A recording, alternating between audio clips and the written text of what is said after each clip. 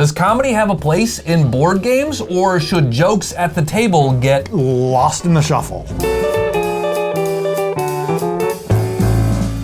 Greetings, Grant. Hey. Hello. Hey. You know, everyone who is at this table sitting next to you is aware of your absolute love of board games. Yes, true. But one thing that viewers may not know is what you actually do professionally for a living. Yeah, I am a professional comedian. I have performed in 45 states and like 6 countries and performed on TV, and my last album hit #1 on the iTunes charts and all that sort of stuff. In fact, you even have a board game related routine that you've performed at different conventions. Yeah, you know, I was getting more involved in the board game world, and I was like, I wonder if I could write an hour of material about just one specific topic. And then somebody was like, hey, I heard you've been writing some of that stuff. Do you want to try it at this convention? And I was like, oh, I could, sure. And people liked the board game jokes so much. Anytime I tried to like talk about my dad or do like a joke about my niece, somebody was like, no, shut up. Go back to the board game stuff. Why are you talking about this other stuff? I don't care about you, Dad.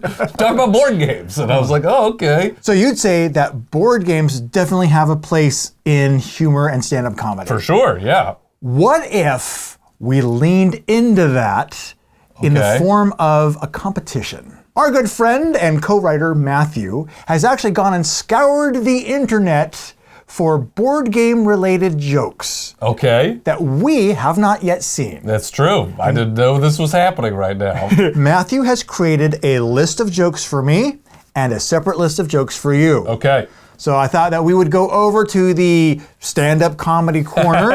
All right. And we'll kind of do a tag team telling these jokes to one another. Okay. And maybe we'll just kind of keep score to see how many times we can make the other one laugh.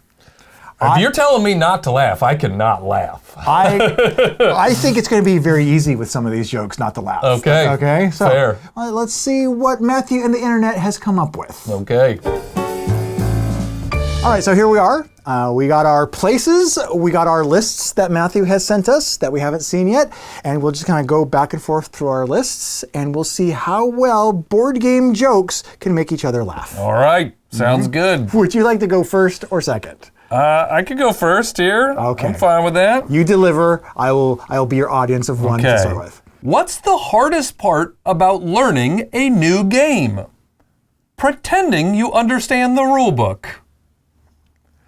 That just feels like a true statement to me. True, yes. Yes, that is just a statement. I don't know that was a punchline, but it was a statement. Yeah, I thought that whole thing was the setup. So. Nope, that was the whole joke. All right. That was #1 for me. Okay. Okay. Well, how about this? What is a Kickstarter backer's favorite holiday? Estimated delivery day. I mean, there's a little bit of cleverness to that. Okay, that's generous. Yeah. So far, this is a little easier to prevent myself from laughing than I thought. Yeah, fair. All right, well, how about this one that's gonna get you? Okay. What's the hardest part of Twilight Imperium? Explaining to your family why you missed Christmas dinner. Again, though, it's like, well, yeah, Twilight Imperium's like an 8-9 hour game. It's very complex. Yeah, probably don't play it on Christmas. Yeah, that's going to be my piece of advice. Almost more of an advice You can do it Christmas Eve. Then you won't, then you'll be ready for Christmas Day with your family. Also, you have a family? Like, you didn't think about them on Christmas? Here we go. Getting warmed up here. Whoa, you're stretching for this one. Yeah, all right. You're expecting this one to be big. I'm limbering up to deliver you this. Why don't board gamers ever go camping? Because they can't handle the setup time for the tent. The tent! Yeah. I mean, you can have tents that are really easy to set up. I think a setup time for a tent is less than a lot of games. Actually, that's a very good point. Yeah. My tent has like poles already kind of attached and it takes like 3 minutes. Mm-hmm. Yeah, ours is like spring loaded. It just boing right up. That's what I mean. Yeah. And also, he did inform me that he actually went through and punched these up a little bit. Oh. So these are the improved versions of these. So now we get to judge Matthew too. Well, I think he did everything he could to salvage a lot of these. Okay. So. Why don't Gloomhaven players do yoga? They already know how to stretch their campaigns over several years. I really had an ellipsis and everything. It was a ... Pregnant pause. Give it a little bit of moment. Come in with the timing.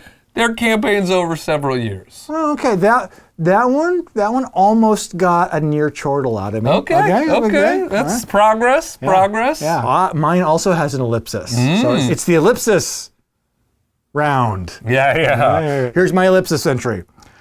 What's a board gamer's favorite genre of music? Rock. Paper, scissors. Yeah. Once you said rock, it's kind of like there was nowhere else you could go but paper, scissors. So it was a little predictable. Sure. You know? Yeah. Board games and relationships are the same. They both take forever to explain and still end in fights. Okay, that one earned a under the breath. That earned a Yes. a harumph. Here's one for you. I bet you didn't know this. I bet you didn't know the difference between a competitive board gamer and a cooperative one. About 200 decibels. I feel like a lot of these, honestly, are kind of statements. Like, that probably is true. Yeah. It's probably something like that. I have experienced that. Also, these jokes think that every gamer is mad all the time. Don't get out of here. Yes, you stop.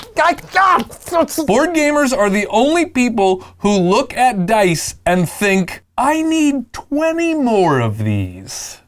Okay, that's the most factual statement one of all so far. I even did some heavy lifting with like adding some physicality to it. I really tried to punch that one up in the moment. But didn't work. No. My initial response to that was just only 20? Yeah. You know, what? Yeah. We scaling back? Come on, man. Every joke I write about Agricola is just farming sympathy. I didn't even get that one at first because I was like, what, sympathy for farmers? Farming sympathy. That's not great syntax. No, the sign of a well-written joke is one that requires a 30-second explanation. Yes, yeah. What's the difference between risk and real life? What is the difference between risk and real life? In Risk, you actually conquer something, Sad Panda. I added the sad Panda part. Okay, this is more of an exasperated, what? You never win in real life. In Risk, you can actually win. Wink, wink, nod, nod edition. I'll just watch is game night code for I don't understand the rules. Yeah. I'll just watch is like, yo, I need a break from this person. That's what I feel like. We're playing with your brother-in-law? Oh yeah. Well, I'll just watch. How long does this game take? Well, Jerry's playing, so I'm gonna say 3 weeks. 3 weeks. I'll just watch. How do you know someone backed a Kickstarter? Don't worry, they'll tell you.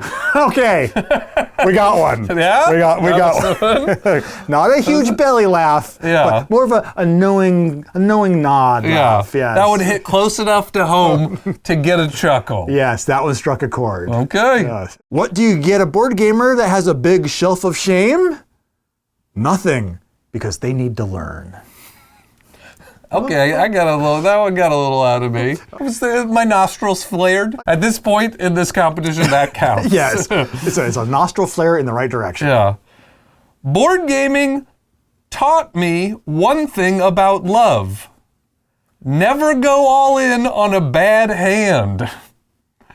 I honestly feel like whoever wrote all these jokes is just real sad. This is missing Christmas dinner, and there's been multiple ones about not having love in your life. It's making me wonder if we need to check in on Matthew, is what it's doing.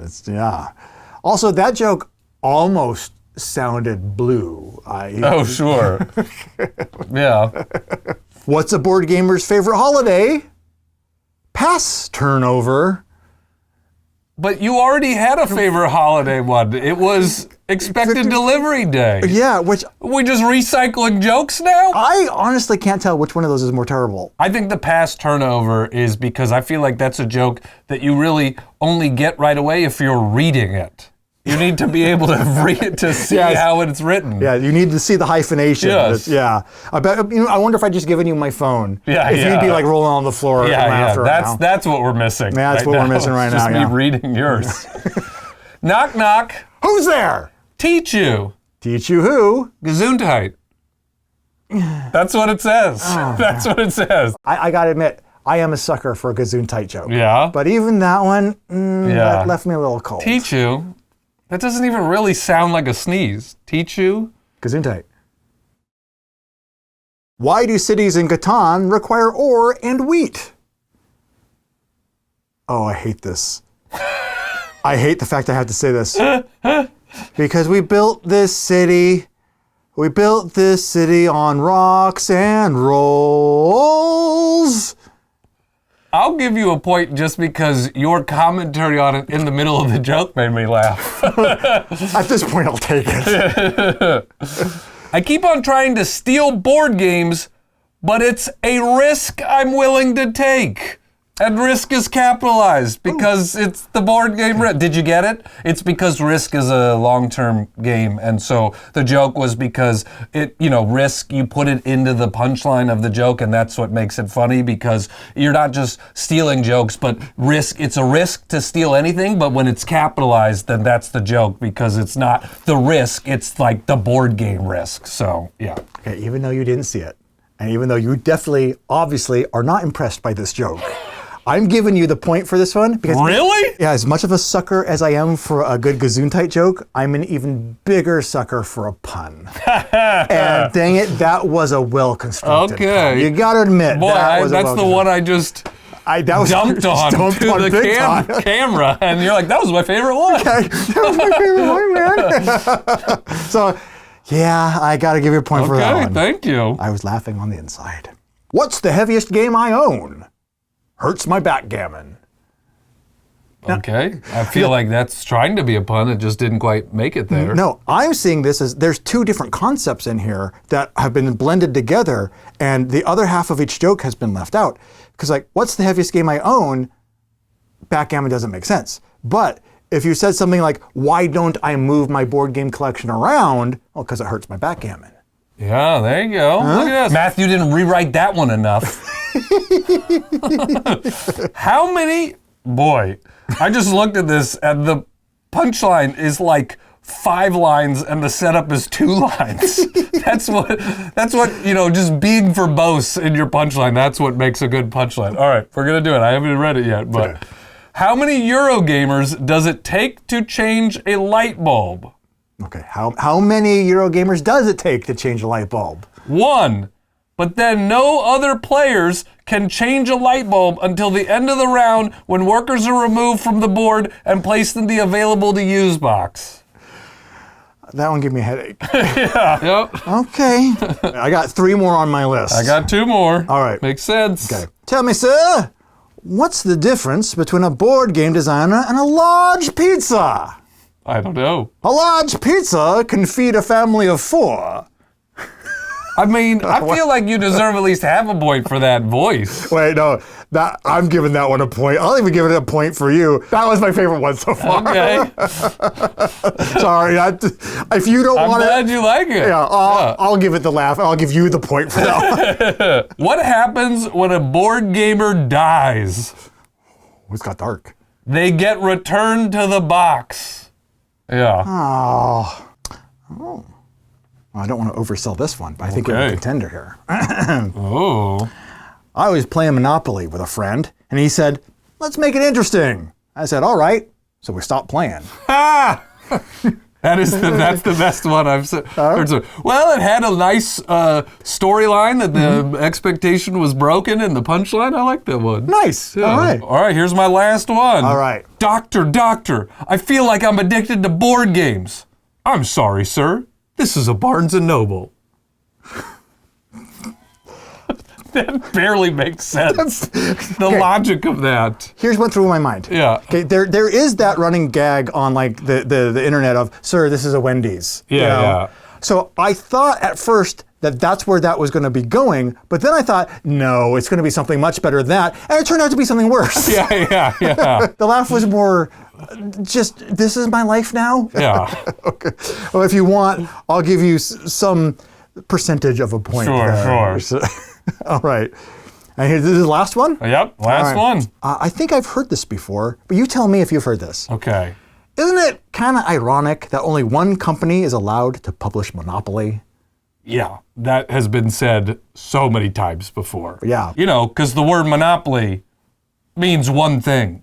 Oh! Yeah, so. Oh, that makes it make sense on a whole different level. Yeah. I'm glad I could get you there. Thank you very much. I appreciate it very much. I really do have a board game comedy show that I take to conventions all over the country. Actually, in 2025, I plan to do my first national tour of the show, take it around to board game cafes and places like that in cities all across America. If you want to follow, if you want to find out if there's going to be a show near you, check out my website, grantsgamerex.com, and there's going to be a list of shows on there. So yeah, it's a fun time. All right, Grant, I will have your invoice in the mail. Thank you. Meantime, though, do you have a game night pick for us? There's some really good sort of robot deduction games. You like one of them a bunch, right? Oh, Turing Machine? Yes. Yes, actually, that's Which I actually haven't had a chance to play it yet. Yeah, Turing Machine. What's amazing about this is the AI in this game is completely cardboard driven. Sure.